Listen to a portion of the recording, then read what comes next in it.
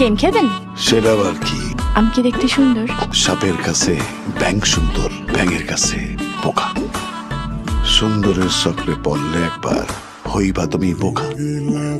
চলেন গেম খেলি। রঙ্গিলা রে তোর রূপের আগুনে হৃদয়ে পড়ে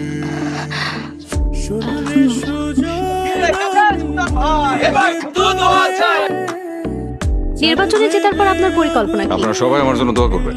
এই যে চেয়ারটার দায়িত্ব আমি পাইছি, এই দায়িত্বটা যেন আমি ঠিকঠাক মতো পালন করতে পারি। ঝলকে মন নিল পল আপনি এরকম একজন আধ্যাত্মিক মানুষ, কিন্তু আমার সাথে এভাবে তোর সাথে কি?